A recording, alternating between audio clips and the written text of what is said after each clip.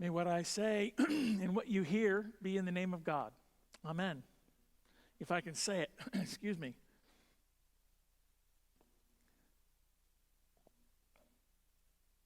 So, understanding any parable is difficult because we don't live in the first century.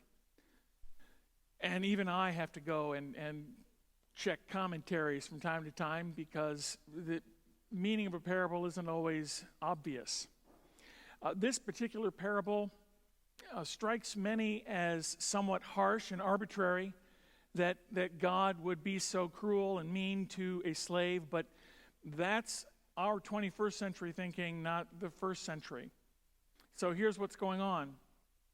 First of all, any story in which the story is about a master and slaves, where the master goes away and leaves the slave with tasks to do, would have been understood as a story about God and Israel. Why? Because, and this is particularly true of people in the first century, the Babylonian exile and all of the feelings about God continued after the Babylonian exile all the way into the first century. Namely, that they had gone into exile because they had been, in a sense, abandoned by God because of their own sin.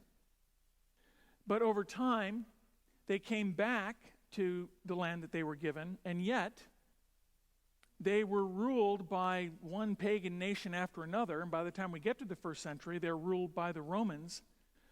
And there was a sense among many Jews, not necessarily all of them, but many of them, that the exile was still ongoing. God was away, if you will. They had been given tasks to do in the meantime. Jesus talks about some of these tasks in specific and broad brush strokes. So a couple of the broad brush strokes, earlier in Matthew, Jesus reminds Israel that they are to be salt to the earth. They are to be a light to the nations. They are the light of the world. But Israel had hidden their light under a bushel. They had been given a treasure in the law of Moses, a treasure in the temple itself. God was to bless Israel through these gifts, but also through them and Israel to the whole world. But the scribes and the Pharisees in particular, who these groups draw Jesus' particular ire, they were hiding these gifts under a bushel. This particular parable is in the same line of themes and stories that go all the way back to chapter 23, where Jesus really lays into the scribes and the Pharisees. And then in 24, he predicts the destruction of the temple. There's predictions about the second coming, and now we come back to some more parables. And this is where we are. We're in a series of stories in which the focal point, the people who are under the gun, if you will, or in the crosshairs, are the scribes and the Pharisees. The wicked slave represents the scribes and the Pharisees, who had given these gifts. They were put in charge over the law and the temple, and they were squandering them, or they were hiding them under a barrel. They were hoarding them for themselves. Chapter 23 begins with Jesus warning people to do what the scribes and Pharisees tell you to do, but don't do what they do because they don't practice what they preach. The money, by the way, the talent, you probably know this, maybe you do. A talent represented about 15 years of wages. So the person the slave who was given 5 talents had 75 years worth of wages. And then 30 years of wages, and then 15. So we're talking about an extremely valuable treasure. Now, the only other thing I would say about this parable before I go into sort of applying it to our lives, we need to be very careful not to jump to conclusions when we hear Jesus say things like, people will be cast into outer darkness where there will be weeping and gnashing of teeth. Because we always have to remember that Jesus himself is the one who goes there in his crucifixion and death. He is the one who is cast into outer darkness. He is the one, the Son of the living God, who comes to a point in which he senses being abandoned by God. So that's what was going on at the time the parable was being told. So I want to look at it. I want to look at it in terms of, I want to have a little bit of fun with this. So let's look at this in the negative. That is to say, how can we do a better job of burying our talents? What would we need to do to bury our talents? Let's use bury as an acronym. So I think, for example, if we want to hide our talents, bury our talents, we should stay or remain biblically be illiterate. Now, there's been a long-standing joke in the Episcopal Church, at least I know it, maybe you don't, maybe you do. And the joke basically goes like this: when an Episcopalian begins to read the Bible, they get really excited because there's so much of the prayer book in it. If you want to bury your talent, keep that Bible on the shelf. Don't try to understand it. Whatever you do, don't invest in an affordable and readable commentary like the For Everyone series by N.T. Wright, the New Testament series. And for heaven's sakes, don't study it in any organized way with other Christians. Don't use Forward Day by Day as a resource, for example. I think a lot of people in their prayer life, I think a lot of people's prayer life is rather like a flare gun. All right? They pull it out when they need it, and they shoot up a sign for help for God. But if you're going to have a daily structured prayer life, the Bible needs to be part of that. But of course, if you want to bury your talent, you don't want to do that.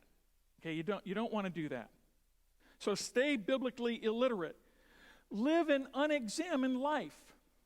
An unexamined life. Don't examine the patterns of sin in your life and ask what drives you to keep doing things that are destructive. Don't question your motivations or confront your shortcomings, and don't face up to your own dysfunctions. Bury your treasure by refusing to ask yourself questions like, I wonder what the next step in my relationship with God might be. Or ask yourself, how do I want to be remembered? And am I living my life that way? And whatever you do, if you're going to bury your talent and live an unexamined, don't read the Psalms, because they're going to challenge you. Like Psalm 139, search me, O God, and know my heart. Test me and know my anxious thoughts. See if there is any offensive way in me, and lead me in the way everlasting. Now, that's a little too close to home. We don't want to do that. We want to live an unexamined life. That's be, you, now are. Reflect an imbalanced view of God to others. A lot of people have a very simplistic understanding of God. Let's say you're going to have a Zoom family get-together for Thanksgiving or Christmas, and you've got that family member who likes to poke fun at your Christianity. Whenever that happens and you get into a conversation with someone with a very simplistic attitude of God, just nod your head and agree, because it's a whole lot easier that way.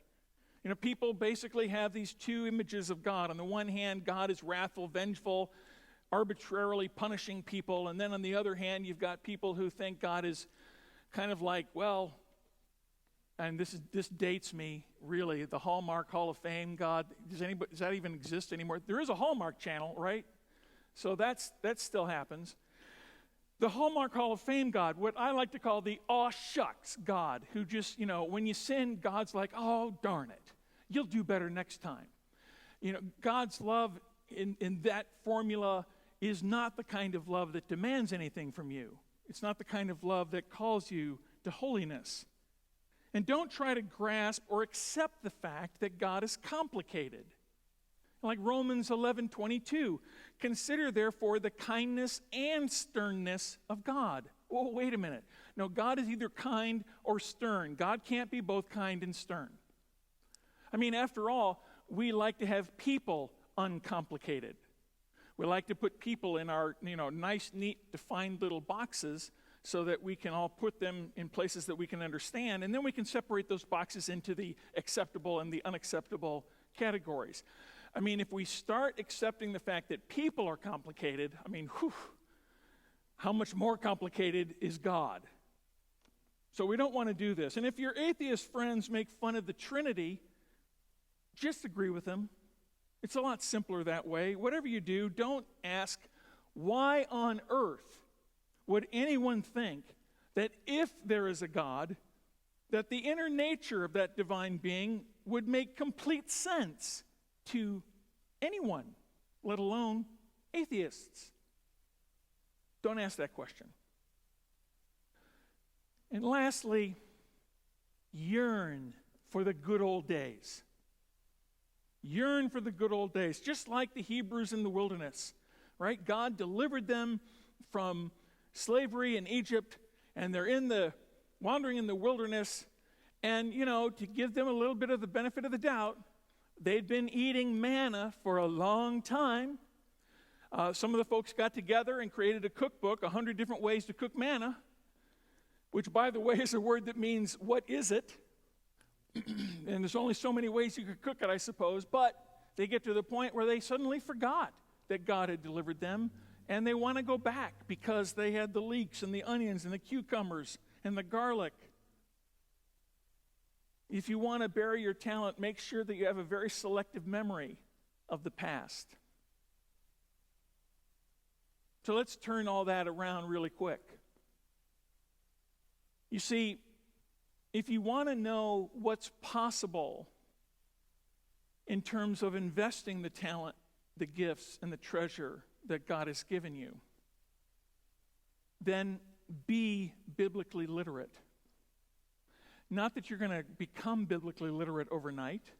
Not necessarily that I'm biblically literate in the sense of being a scholar or being able to quote the scriptures left and right, but make them part of your daily life. Make them part of your prayer life. Examine your life. That's the great thing about a liturgical church, that we have moments in the church year that are particularly geared towards self-examination and prayer, like Lent. And reflect a balanced view of God. God isn't simplistic. God is complicated. There are a great many things that we can know about God, namely what we see in the person of Jesus. And the best advice I can give you when it comes to dealing with the scriptures that say some very strange things sometimes is that as Christians, we always read the scriptures with the lens of Jesus on. We filter the scriptures through what we know about Jesus revealed to us in the Gospels, because he is the perfect image of God. And yearn for what is new. Let go of the past. Yearn for the new thing that God is doing. Isaiah 43:19, "See, I am doing a new thing. Now it springs up. Do you not perceive it?" Perhaps that's really good advice right now.